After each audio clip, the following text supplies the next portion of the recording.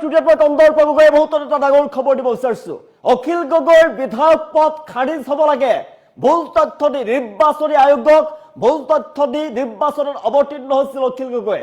তেওঁৰ বিৰুদ্ধে যথেষ্ট কেছ আছিলে, কিন্তু তেওঁৰ কেছ সীমিত দেখুৱাই নিৰ্বাচনত অৱতীৰ্ণ হৈছিল অখিলে, আৰু সেইবাবে অখিল গগৈক বিধায়ক পদ খাৰিজ কৰিব লাগে। আৰু ডাঙৰ মন্তব্য কৰিছে অখিল গগৈ সন্দৰ্ভত মন্ত্ৰী পীযুষ হাজৰিকাই। বিস্ফোৰক অভিযোগ পীযুষ হাজৰিকাই। হৈছে জনাই আছো বিগ ব্ৰেক এইমাত্ৰ জনাই আছো পীযুষ হাজৰিকাৰ অভিযোগ বাতিল কৰিব লাগে অখিল গগৈৰ বিধায়ক পদ। নিৰ্বাচন আয়োগক দিছিল ভুল তথ্য, নিৰ্বাচন আয়োগক ভুল তথ্য দি নিৰ্বাচনত অৱতীৰ্ণ হৈছিল অখিলে, আৰু নিৰ্বাচনত প্ৰতিদ্বন্দ্বিতা কৰিছিল। অখিল গগৈৰ বিৰুদ্ধে ৰাজ্যৰ বিভিন্ন থানাত 32টা গোচৰ ৰুজু হৈ আছে, 32টাকৈ কেছ আছে, কিন্তু অখিলে নিৰ্বাচনী আয়োগক দিছিল 21টা গোচৰ ৰুজু হোৱাৰ তথ্য, ভুল তথ্য দিছিলে। অখিল গগৈ এতিয়া নিজেই 165টা গোচৰ আছে বুলি স্বীকাৰ কৰিছে, আৰু ইয়াৰ পাছতে অখিল গগৈক খাৰিজ কৰিব লাগে, বিধায়ক পদ খাৰিজ কৰিব লাগে। কিয় ভুল তথ্য দিছিল ইয়াৰ তদন্ত হ'ব লাগে। অখিল গগৈয়ে কিয় ভুল তথ্য দিছিল তাৰ তদন্ত লাগে বুলি মন্তব্য কৰিছে। অখিল গগৈৰ সকলো মিছা কথা ফাদিল কৰা হ'ব বুলি মন্তব্য কৰিছে পীযুষ হাজৰিকাই। অখিল গগৈৰ সদস্য পদ খাৰিজ কৰিব লাগে। বিধানসভাত এই মন্তব্য কৰিছে অখিল গগৈৰ বিৰুদ্ধে গুৰুতৰ অভিযোগ মন্ত্ৰী পীযুষ হাজৰিকাৰ। বিধানসভা চলি আছিলে, বিধানসভাৰ মাজতেই অখিল গগৈক লৈ অভিযোগ উত্থাপন কৰিছে বাতিল কৰিব লাগে অখিল গগৈৰ বিধায়ক পদ। অখিল গগৈৰ বিধায়ক পদ খাৰিজ কৰিব লাগে। অখিল গগৈৰ সন্দৰ্ভত অভিযোগ উত্থাপন কৰিছে মন্ত্ৰী পীযুষ হাজৰিকাই। নিৰ্বাচনী আয়োগক ভুল তথ্য দিছিলে, আৰু ভুল তথ্য দি নিৰ্বাচনত অৱতীৰ্ণ হৈছিল অখিল গগৈয়ে, আৰু সেইবাবেই বিধায়কৰ দায়িত্ব তেওঁৰ পৰা কাঢ়ি ল'ব লাগে। বিধায়কৰ যি পদ আছে, বিধায়ক পদ খাৰিজ কৰিব লাগে অখিল গগৈয়ে। অখিল গগৈয়ে নিজেই কৈছে যে 165টা গোচৰ আছে। অখিল গগৈ নিজ মুখে স্বীকাৰ কৰিছে যে 165টাকৈ তেওঁৰ গোচৰ আছে, কিন্তু তেওঁ ৰাজ্যৰ বিভিন্ন থানাত 32টা গোচৰ তেওঁৰ বিৰুদ্ধে ৰুজু হৈ আছে। কিন্তু অখিল গগৈ যেতিয়া নিৰ্বাচনত অৱতীৰ্ণ হৈছিল, নিৰ্বাচনী আয়োগক তেওঁ তথ্য দিছিলে যে 21টা গোচৰ ৰুজু হৈ আছে। 21টা গোচৰ ৰুজু হোৱাৰ তথ্য অখিল গগৈ নিৰ্বাচনী আয়োগক দিছিলে, আৰু সেয়া সম্পূৰ্ণ ভুল। অখিল গগৈ নিজ মুখেই সেই কথা স্বীকাৰ কৰিছে যে 165টা গোচৰ আছে বুলি তেওঁ নিজৰ মুখে স্বীকাৰ কৰিছে। ইয়াৰ পাছতে এতিয়া অখিল গগৈ সকলো মিছা কথা ফাদিল কৰা হ'ব। অখিল গগৈ সদস্য পদ খাৰিজ হ'ব লাগে বুলি মন্তব্য কৰিছে। গুৰুতৰ অভিযোগ উত্থাপন কৰি মন্ত্ৰী পীযুষ হাজৰিকাই মন্তব্য কৰিছে যে অখিল গগৈ যি বিধায়ক পদ আছে, সেই বিধায়ক পদ শীঘ্ৰেই খাৰিজ কৰিব লাগে। অখিল গগৈ ভুল তথ্য দিছিলে, আৰু তথ্য দি নিৰ্বাচনত অৱতীৰ্ণ হৈছিল। নিৰ্বাচনী আয়োগক ভুল তথ্য দিয়া অখিল গগৈৰ বিৰুদ্ধে গোচৰ ৰুজু হ'ব লাগে। অখিল গগৈৰ সকলো মিছা কথা ফাদিল কৰা হ'ব, আৰু ভুল তথ্য কিয় দিছিলে অখিল গগৈয়ে ইয়াৰ তদন্ত হ'ব লাগে। অখিল গগৈয়ে নিজৰ মুখেৰে স্বীকাৰ কৰিছে যে 165টা গোচৰ আছে, আৰু 165টা গোচৰ আছে বুলি স্বীকাৰ কৰিছে। তাৰ পিছত 165টা যদি গোচৰে আছে, তেনেহ'লে কিয় ভুল তথ্য নিৰ্বাচনী আয়োগক দিছিলে আৰু নিৰ্বাচনত অৱতীৰ্ণ হৈছিল অখিল গগৈয়ে। অখিল গগৈৰ সকলো মিছা কথা ফাদিল কৰা হ'ব লাগে। অখিল গগৈৰ সদস্য পদ খাৰিজ কৰিব লাগে শীঘ্ৰেই। অখিল গগৈৰ বিৰুদ্ধে গুৰুতৰ অভিযোগ উত্থাপন কৰিছে মন্ত্ৰী পীযুষ হাজৰিকাই। আজি বিধানসভাত অখিল গগৈ আৰু মন্ত্ৰী পীযুষ হাজৰিকাৰ মাজত বাক বিতণ্ডা চলি আছিলে। অখিল গগৈৰ সন্দৰ্ভত মন্ত্ৰী পীযুষ হাজৰিকাই গুৰুতৰ অভিযোগ উত্থাপন কৰিছে বিধানসভাৰ মজিয়াত গুৰুতৰ অভিযোগ উত্থাপন কৰি পীযুষ হাজৰিকাই মন্তব্য কৰিছে, গুৰুতৰ অভিযোগ উত্থাপন কৰিছে যে অখিল গগৈয়ে ভুল তথ্য দি নিৰ্বাচনত অৱতীৰ্ণ হৈছিলে।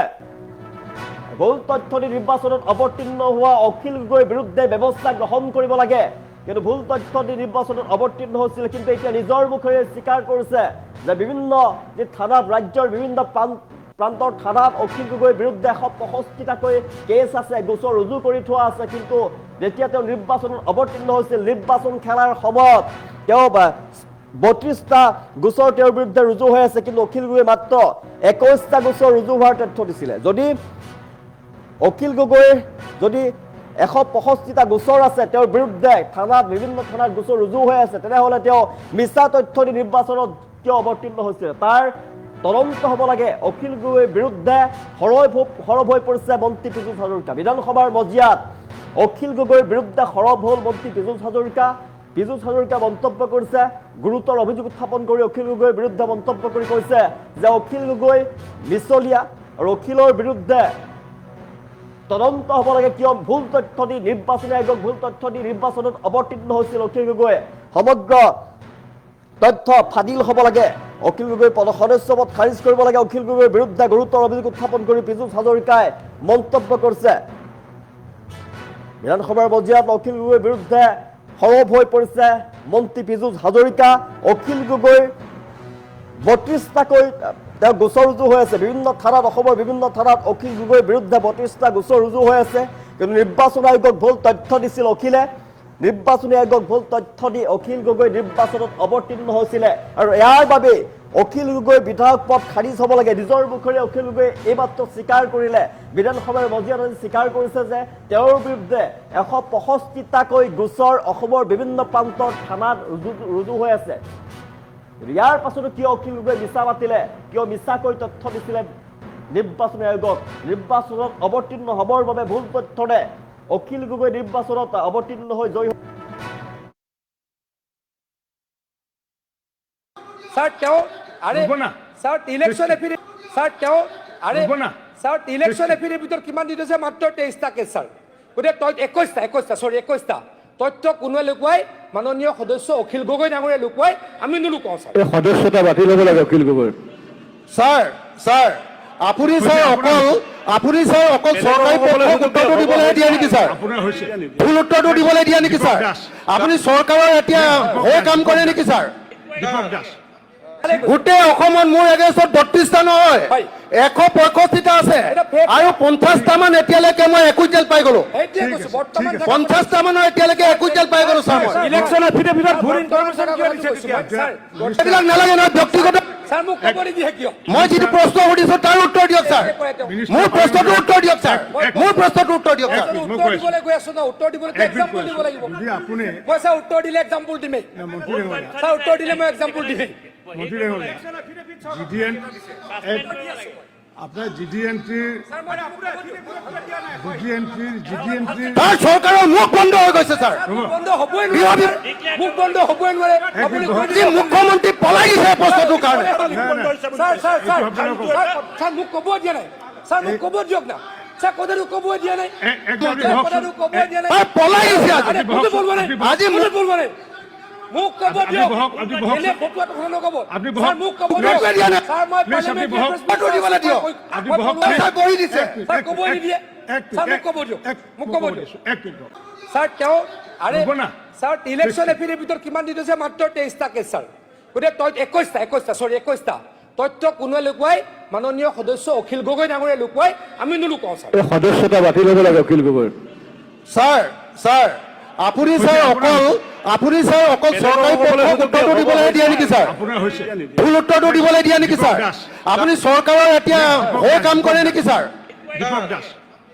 গোটেই অসমত মোৰ এগেইনষ্টত 32টা নহয় 165টা আছে আৰু 50টা মান এতিয়ালৈকে মই 21 জেল পাই গলো 50টা মানৰ এতিয়ালৈকে 21 জেল পাই গলো স্যাৰ ইলেকশন এফিডেভিটত ভুল ইনফৰমেশন কিয় দিছে স্যাৰ এইবিলাক নালাগে নহয় ব্যক্তিগত স্যাৰ মোক ক'বৰি দিয়ে কিয় মই যিটো প্ৰশ্ন সুধিছো তাৰ উত্তৰ দিয়ক স্যাৰ মোৰ প্ৰশ্নটোৰ উত্তৰ দিয়ক স্যাৰ মোৰ প্ৰশ্নটোৰ উত্তৰ দিয়ক স্যাৰ উত্তৰ দিবলৈ গৈ আছো না উত্তৰ দিবলৈ এক্সাম্পল দিব লাগিব আপুনি মই স্যাৰ উত্তৰ দিলে এক্সাম্পল দিমেই স্যাৰ উত্তৰ দিলে মই এক্সাম্পল দিমেই আপনাৰ জিডিএনটিৰ তাৰ চৰকাৰৰ মুখ বন্ধ হৈ গৈছে স্যাৰ বন্ধ হ'বই নোৱাৰে মুখ বন্ধ হ'বই নোৱাৰে আপুনি যি মুখ্যমন্ত্ৰী পলাই গৈছে প্ৰশ্নটোৰ কাৰণে স্যার মোক ক'ব দিয়া নাই স্যার মোক ক'ব দিয়ক না স্যার কথাটো ক'ব দিয়া নাই কথাটো ক'ব দিয়া নাই পলাই গৈছে আজি মোক বলব নাই মোক ক'ব দিয়ক এনে ফটোত কথা নক'ব স্যার মোক ক'ব দিয়ক স্যার মই ফটো দিবলৈ দিয়ক স্যাৰ বহি দিছে স্যাৰ ক'ব নিদিয়ে স্যাৰ মোক ক'ব দিয়ক স্যাৰ তেও আৰে স্যাৰ ইলেকশন এফিডেভিটৰ কিমান দি দিছে মাত্ৰ 23টা কেছ স্যাৰ গতিকে 21টা তথ্য কোনোৱে লুকুৱাই মাননীয় সদস্য অখিল গগৈ ডাঙৰীয়া লুকুৱাই আমি নুলুকাও স্যাৰ এই সদস্যতা বাতিল হ'ব লাগে অখিল গগৈ স্যাৰ আপুনি অকল চৰকাৰী পক্ষক উত্তৰটো দিবলৈ দিয়া নেকি স্যাৰ ভুল উত্তৰটো দিবলৈ দিয়া নেকি স্যাৰ আপুনি চৰকাৰৰ এতিয়া হৈ কাম কৰে নেকি স্যাৰ গোটেই অসমত মোৰ এগেইনষ্টত 32টা নহয় হয়। 165টা আছে এটা fake। আৰু 50টা মান এতিয়ালৈকে মই 21 জেল পাই গলো সেইটোৱে কৈছো বৰ্তমান 50টা মানৰ এতিয়ালৈকে 21 জেল পাই গলো ছাৰ মই ইলেকশ্যন এফিডেভিটত ভুল ইনফৰমেশ্যন কিয় দিছে তেতিয়া ছাৰ এইবিলাক নালাগে নহয় ব্যক্তিগত ছাৰ মোক ক'ব নিদিয়ে কিয় মই যিটো প্ৰশ্ন সুধিছো তাৰ উত্তৰ দিয়ক ছাৰ মোৰ প্ৰশ্নটোৰ উত্তৰ দিয়ক ছাৰ মোৰ প্ৰশ্নটোৰ উত্তৰ দিয়ক ছাৰ উত্তৰ দিবলৈ গৈ আছো ন উত্তৰ দিবলৈ এক্সাম্পল দিব লাগিব যদি আপুনি মই ছাৰ উত্তৰ দিলে এক্সাম্পল দিমেই মন্ত্ৰী ডাঙৰীয়া ছাৰ উত্তৰ দিলে মই এক্সাম্পল দিমেই মন্ত্ৰী ডাঙৰীয়া GDN আপোনাৰ GDNটিৰ তাৰ চৰকাৰৰ মুখ বন্ধ হৈ গৈছে ছাৰ বন্ধ হ'বই নোৱাৰে মুখ বন্ধ হ'বই নোৱাৰে আপুনি কৈ যি মুখ্যমন্ত্ৰী পলাই দিছে এই প্ৰশ্নটোৰ কাৰণে ছাৰ মোক ক'ব দিয়া নাই ছাৰ মোক ক'ব দিয়ক না ছাৰ কথাটো ক'ব দিয়া নাই কথাটো ক'ব দিয়া নাই তাৰ পলাই দিছে আজি আৰে বলবো না আজি বলবো না মুখ ক'ব